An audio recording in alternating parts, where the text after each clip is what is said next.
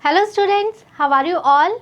I hope you all are doing great. I am Neha Rajvanshi and I welcome you all in today's class, that is English class of class 8th. So students, in today's video we will start reading with our next poem from the book Honeydew. This is poem number 6 and the name of the poem is When I Set Out for Lyonesse, and this poem is written by a very great, very famous poet, that is Mr. Thomas Hardy. So students, the title suggests about a place and the poet is saying that this poem is about when he set out, when he started for this place, and the name of the place is Lyonesse. Okay, so what is special about this place, that we will come to know in the poem. And when the poet finally visited this place, so after this visit, what were the changes that the poet was having, that the poem is all about. Okay, so it's a very simple, very easy poem and I very much sure that you all will enjoy reading this poem. So now let's start reading with our poem.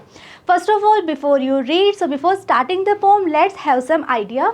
As a young apprentice architect, British poet and novelist Thomas Hardy once visited a parish to supervise the restoration of a church. So the poet is Thomas Hardy and he was a British poet and at the same time he was the novelist, right? And he was a young apprentice architect. So what it means? It means that when he was young, at the time he was an apprentice. Apprentice means a person who was having some training, okay, and he just want to be one of the famous architect. So he was getting the training to be a architect. So at that time once he visited a parish. Parish means we can say is a small district. Okay, so once he visited one small district. Why? To supervise the restoration of a church. So in that district one church was there and now the restoration work, or we can say the renovation work of that church was going on, and Mr. Thomas Hardy, who was getting the training to be the architect, so he visited that place just to supervise that work, just to supervise the renovation work of that church that was there in one of the parish, that was there in one of the small district. Clear? On his return from the parish, people noticed two things about him. So yes, Thomas Hardy, he visited that place, he visited that district, he visited that church, and now finally when he came back, when he was there again, then all the people, they noticed that there were two things about Thomas Hardy that were very strange. So what were these two things? A new glow in his eyes and a crumbled piece of paper sticking out of his coat pocket. So what are these two things? The first thing was that now Thomas Hardy, he was having a new glow, he was having a new light in his eyes, and the second thing was that in his coat pocket there was one crumbled piece of paper, okay, that was sticking out of his coat pocket. So when he came back from that parish, so all the people, they realized that now Mr. Thomas Hardy, he was having a new glow in his eyes, and he was wearing one of the coat, and in his coat paper everyone was able to see one crumbled piece of paper. That paper, it is recorded in one of his biographies, contained the draft of a poem. So now so many biographies are there about Thomas Hardy. So one of his biography, it is recorded that that paper that was there in his coat pocket, that paper contained the draft of a poem. So what a draft means? Draft means we can say a rough idea. Okay, so the paper that was there in his coat pocket, that paper was having a rough idea, a rough structure of a poem. You are going to read that very poem inspired by a visit to a place which the poet calls a Lyonesse, and the poem that we will read here, that is the same poem that was there on that paper. Okay, जो coat की pocket में paper था, crumbled piece of paper, उस पे जिस pome का draft था, उस पे जिस पोम का एक रफ स्ट्रक्चर था, so the same poem is presented here for us reader, okay, for us to read, and we will read that poem and that poem is inspired by a visit to a place, and in this poem we will read that that place is regarded as a Lyonesse by the poet. Okay, so this is the background, this is the basic information about this poem. So that is, there is a place, and we will come to know in the poem that this place is an imaginary place. This name is an imaginary name. Okay, and when Thomas Hardy, when he visited that place, so what changes were there, what was the glow that was there in his eyes, and why the glow was there, so all the things we will come to know, we will read in this poem. So yes, it's a very simple, very easy poem. So now let's start reading with our poem. So students, this poem is having 3 stanzas. Okay, so this is the very first stanza of our poem. So first of all, let's read the lines.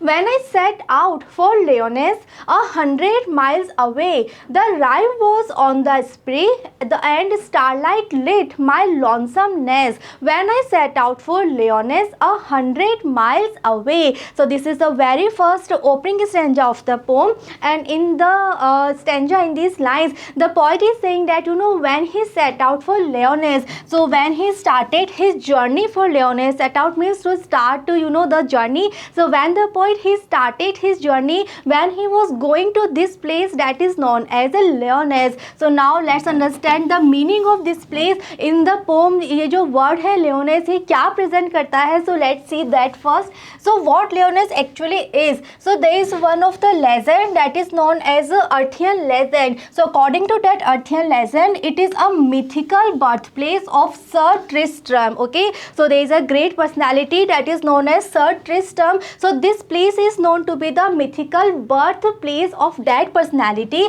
and this place is where in England, and it is believed that this place has been submerged by the sea, and in the poem this word is used as a imaginary place.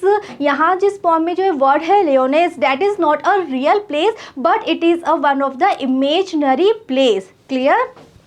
So now the poet is saying that when he started his journey for this place that is Lyonesse, and this place was very far away, this place was almost 100 miles away. The rhyme was on the spray. So when he was going and he was there on his way, so at that time the rhyme was on the spray. So let's see the meaning, what rhyme means. Rhyme means frost. So what frost actually is, in this picture you all can see, हम सबने भी देखा है, when winter season is there, so winter season में everywhere and especially on the plants we can see such kind of frost. Okay, so such frost is known as a rime. So at that time rime was there. So one thing is clear here, that it was the winter season when the poet, when he started his journey. So at that time it was a winter season because everywhere there was frost. Okay, second thing he is saying that frost was there on the spray. Spray means leaves and branches. So all the trees, all the plants, all the leaves, everything was covered with the frost. So yes, it was the winter season,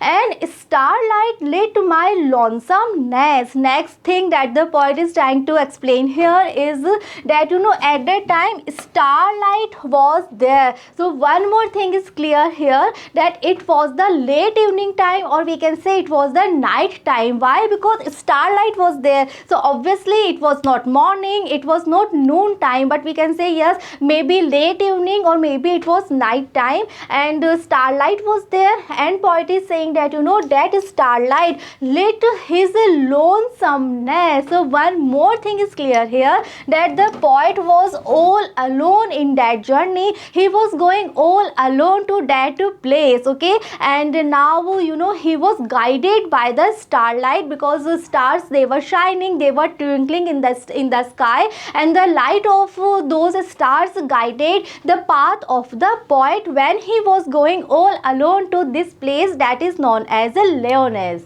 Okay, when I set out for Lyonesse, 100 miles away. So now you all can notice that these two lines are the repetition of the first two lines. Okay, so again he is saying the same thing, that when he started his journey for this place that is Lyonesse, and yes, that place was very far away, it was almost 100 miles away, right? So this is the first stanza. So let's try to understand, let's try to explain these lines one more time. So in these lines, in the very first stanza, the poet is trying to say that once he visited a place, and that place is known as Lyonesse, and we have read that this is a imaginary place. And in the information of the poem also we have read that it was the place where one church was there, and the renovation work of that church was going on. So maybe that place is referred as a Lyonesse, but here in this poem we will refer Lyonesse as a imaginary place. Okay, so the poet, he started his journey for this place,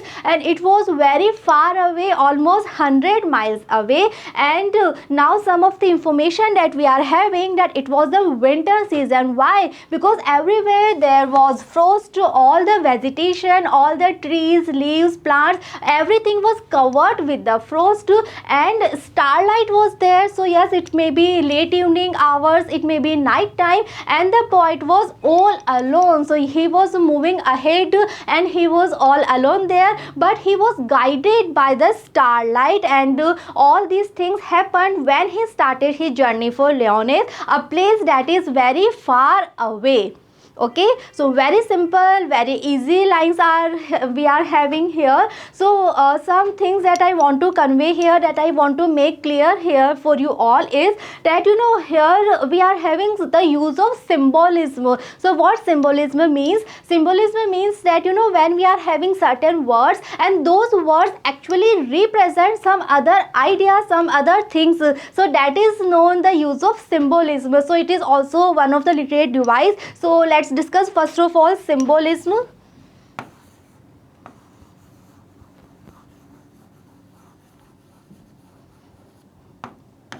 So symbolism means if we are having some particular words, and those words actually refer some other ideas, some other things.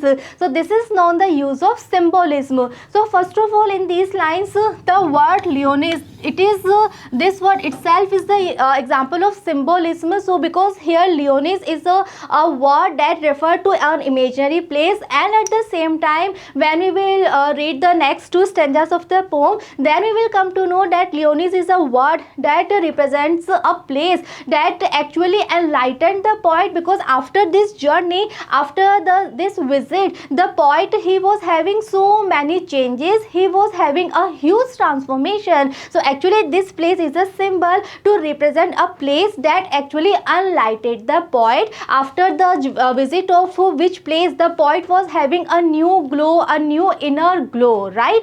And the second use of symbolism in these lines we are having here, when the poet is using starlight. So the poet is saying that when he was moving ahead all alone, so at that time he was having the starlight. So what it means? It means that he was having some hope, and before this journey to this place, the poet, he was having so many he was very much sad, and he was having so many sufferings in his life. But when he started his journey, so at that time he was having a new hope. He was having this desire, this wish in his mind, that maybe from now on all his things, all his problems, all his difficulties, they will be sorted out. Okay, so now he was having a new hope. So in these lines, the word starlight, it actually symbolizes a new hope. Okay, so when the poet, he was moving ahead and he was all alone, at that time he was having a hope in his mind, he was having a ray of hope in his heart. So here starlight, it represented a ray of hope. Okay, so yes, it was the light of hope. Clear? So these are the examples of symbolism that are used in these lines, right? So now let's discuss the rhyme scheme. Let's see we are having rhyme scheme or not.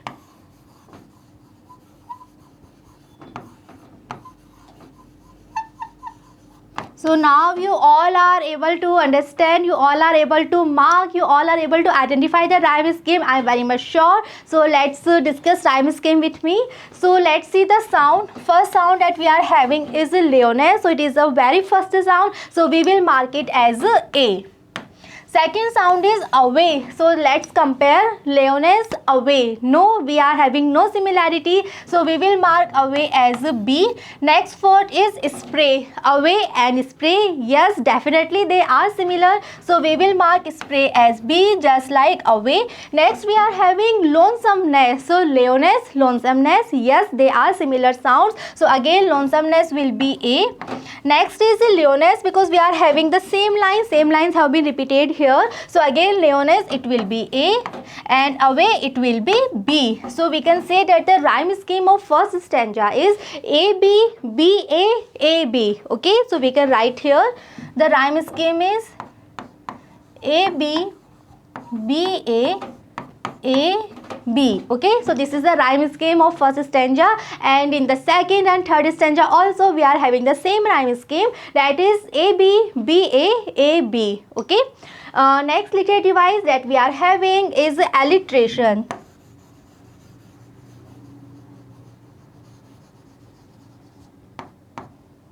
So what alliteration means, we have discussed this literary device so many times in so many poems. Alliteration is a literary device in which we are having the repetition of the same consonant sounds in the beginning of the words. Okay, it's a very clear definition that in alliteration we are having the repetition of the same consonant sounds, and those consonant sounds should be there in the beginning of the words. So it's your task now, just identify the examples of alliteration in the stanza in these lines, and it's very easy. I'm very much sure that you all will be able to identify the examples of alliteration. So let's read the lines for that and just try to identify where there is a repetition of consonant sound. When I set out for Leones 100 miles away, a rhyme was on the spray and starlight lit my lonesomeness. Okay, so we are having lit, lonesomeness. Okay, lit, lonesomeness, they are having the same consonant sound in the beginning. So yes, this is the example of alliteration. So just read the line, just focus on the sounds of the words, especially the beginning sound of the words, and just mark the alliteration, the example of alliteration by your own. Okay, so next literary device that we are having in this stanza is a refrain. Refrain is a literary device that also we have discussed earlier in one of the poem. Refrain is a kind of repetition, and this repetition generally occurs in the end of the stanza. So in this stanza we can see here that the last two lines, when I set out for Leones 100 miles away, these two lines have been repeated because the first two lines of the stanza are the same. So these two lines are the example of refrain. So refrain is a kind of repetition in which, you know, one sentence, or we can say one phrase is repeated, and generally that repetition comes at the end of the stanza. So yes, this is the example of refrain that we are having here at the end of the stanza. Clear? So this is the very first stanza. Now we are moving on to the second stanza. So first of all, let's read the lines. What would be chance at Leones while I should sojourn there? No prophet durst declare, nor did the wisest wizard guess. What would be chance at Leones while I should sojourn there? So in the first stanza, the poet, he was talking about his journey when he was going to Leones, right? And now in the second stanza, the poet is presenting his state there, you know, at that place. Now he is there. Now he is, there at Leones. Finally he has reached to that place, and now he is presenting his stay. So now here he is saying that, what would be chance at Leones while I should sojourn there. So first of all, let's see the meaning. What be chance means? Be chance means change that is about to happen, and sojourn means we can say stay, a stay that is not for a long time. It means the poet, he visited this place for a very short period of time. So when he was there for his short visit, so at that time what changes were there in his mind, in his personality, in his heart? So now he is talking about those changes, and he is saying that no prophet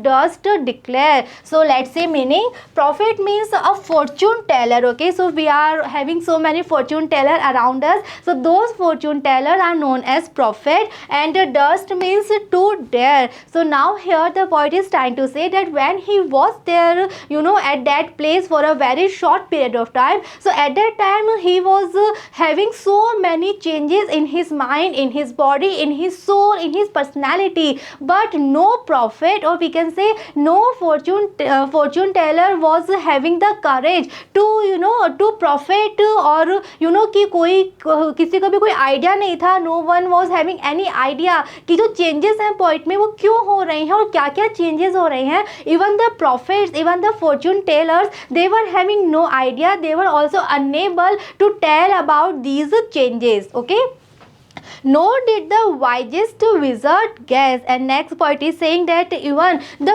wisest wizard means magician, and in this picture we all can see this is a typical picture of wizard. We all have seen that they are having this particular kind of cap, and this is the basic appearance of a wizard. So now the point is saying that fortune tellers and even the magicians, they were having no idea, they were also unable to tell about these changes, and these were the changes that were there in the poet when he was there at this place Lyonesse, and when he was there for a short trip, for a short period of time.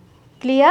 So let's see one more time. So this is the second stanza of the poem, and in this stanza the poet is describing his stay, that when he was there at this place Lyonesse, so what was his stay about, what changes were there in his personality, in his mind. So he is saying that when he was at Lyonesse, so what changes were there, and he was there at that place for a very short period of time. So all the changes that were there in the personality of the poet, so it was very complicated thing, because no prophet, no wizard were able to see the changes, to tell about the changes earlier. And again he is repeating the same line, that when he was there at that place Lyonesse, and he was there for a very short period of time. Clear? So in this stanza we are having one idea, that when the poet he was there at that place, so the poet was also aware about the changes, about the transformation that he was going through, because now he was a changed person. He was not just like the person who went there, but during his stay there was so many changes. There was, we can say, a great transformation in the personality of the poet, and all those changes were so complicated, or we can say कोई भी उनको predict नहीं कर पाया. Even the prophet, even the fortune teller, even the wizard, they were unable to predict that these changes जो है वो poet में होंगे. लेकिन finally जब poet वहाँ पहुँचते हैं, so he actually realized that yes, there were so many changes that were going on, and now the poet he was a changed person, because now he was no longer like the same person who went there. Clear? So now in this stanza again let's discuss some of the literary devices. First of all, let's see the rhyme scheme. So as I have told you earlier that the rhyme scheme is the same. So let's see. First word we are having Lyonesse, so we all know it will be A. Second word is there, it will be B. Okay, and there and declare, yes, they are similar sounds. So declare again it will be B.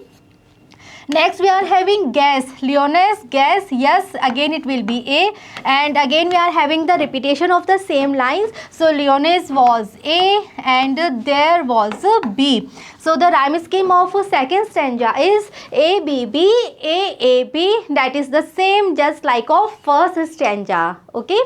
And in this stanza also we are having the example of a refrain, because the last two lines of this stanza also have been repeated. So again this is the example of a refrain. So one more time I just want to explain this term refrain. Refrain is a kind of repetition in which one sentence, one phrase is being repeated, and generally especially that repetition occurs at the end of the stanza. So this is the example of refrain. Okay, and again in this stanza also there are some examples of alliteration, like we can say here dust and declare, right? This is the example of alliteration. Then wisest wizard, this is the similar sound, similar consonant sound, repetition of the consonant sound. So this is also the example of alliteration. Okay, so these are some of the example of alliteration that we are having in this stanza. Right, now next we are moving on. So this is the third, that is the very last stanza of our poem. So first of all let's read the lines. When I returned from Lyonesse with magic in my eyes, all marked with mute surmise, my radiance rare and fathomless. When I returned from Lyonesse with magic in my eyes. So students, in the very first stanza, the poet was presenting his journey when he was going to this place Lyonesse. In the second stanza, he presented his stay and the changes that were there, the poet was having when he was there at that place. And now in the very last stanza, that is a third stanza, so here in this stanza the poet is presenting that when he came back from that place, so now what was the reaction of other people, so now what were the changes that were there finally when he came back from that place. So now that thing is being presented in this stanza. So let's see what the poet is saying. So now here the poet is saying that when he returned from Lyonesse, so now the poet, he has came back from that place. So now finally when he returned, and now he was having a magic in his eyes. So magic means now he was having a magical glow, a magical light, right? So a new glow was there, and that glow was a very magical glow that he was having in his eyes,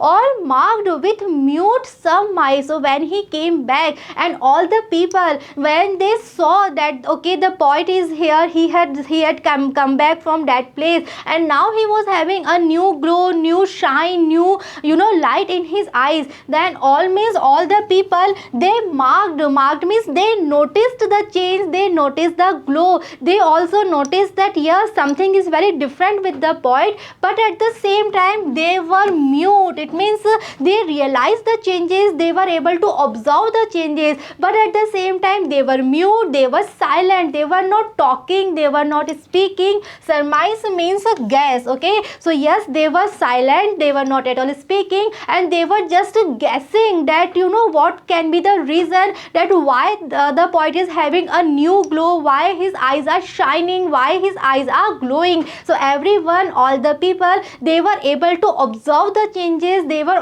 able to observe the light, the glow that the poet was having in his eyes, but at the same time they were not discussing, they were not talking, they were not speaking, they were just guessing about the reason, they were just guessing that what would have happened at that place, because when the poet went there, he was a different person, and now after his visit to that place, now he has a changed person. Now there was a great transformation in the poet, and all the people, they were able to see the changes. Clear?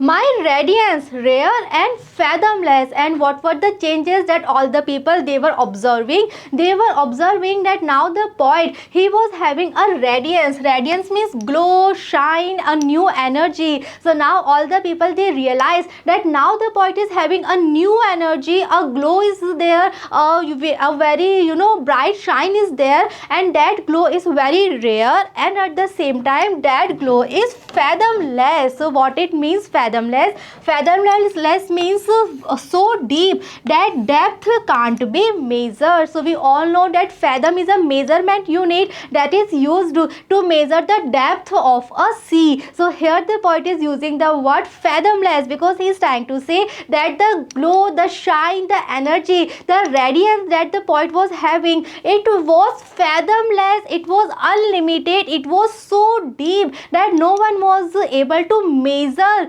कि वो कितना glow है, कितना radiance है, कितनी energy है. So it was so unlimited that no one was able to measure, no one was able to know the exact कि कितना ग्लो है, कितना रेडियंस है. So yes, the poet, he was having so much glow, he was having so much energy, so much shine in his eyes, in his personality when he returned, when he came back from Lyonesse, and now he was having a magical glow, a magical shine in his eyes, right?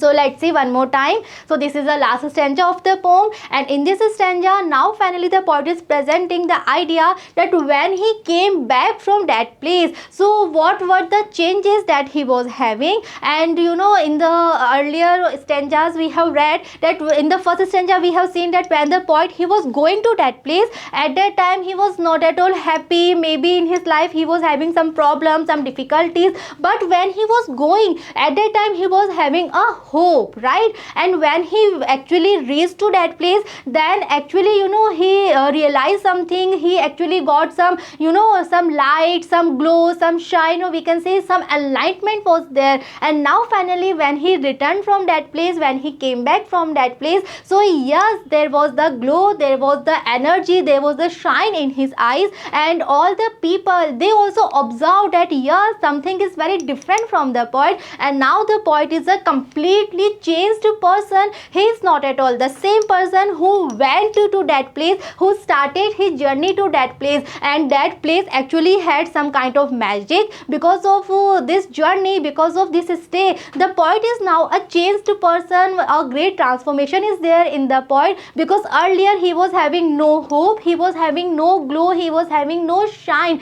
and maybe he was having some problems, some difficulties. But after this journey, now the poet is having a new light, a new, we can say, new information, a new personality. And that personality was having some glow, some shine, some inner light. And all the people, they were able to observe this change. And they were just guessing, they were not discussing with each other, they were not talking, they were not speaking, but yes, they observed the changes and they just trying to guess the changes. And now the radiance, the energy, the glow, the shine that the poet was having, it was very rare. And yes, it was very fathomless, it means it was very deep.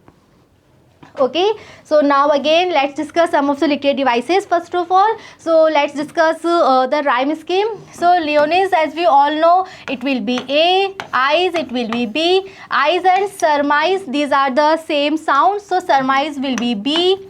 Fathomless and Leoness, they are same, it will be A. And now again we are having the repetition of the line, same words, same lines we are having. So Leoness will be A and eyes, it will be B. So the rhyme scheme of the last stanza, again it is the same, just like of first and second stanza. So the rhyme scheme is A, B, B, A, B.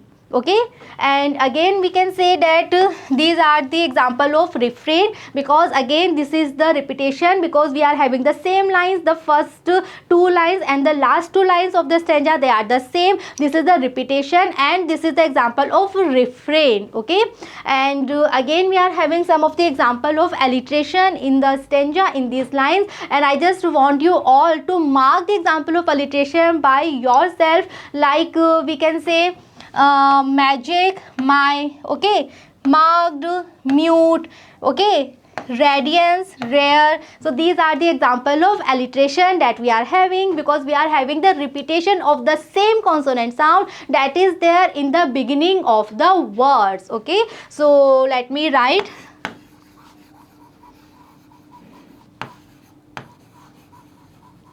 Rhyme scheme we have discussed, it is ABB, AAB. Next we are having refrain. Refrain is the repetition of some sentences, some phrases that generally occurs at the end of the stanza. So these two lines, when they are being repeated here, so this is the example of refrain. Next we are having alliteration.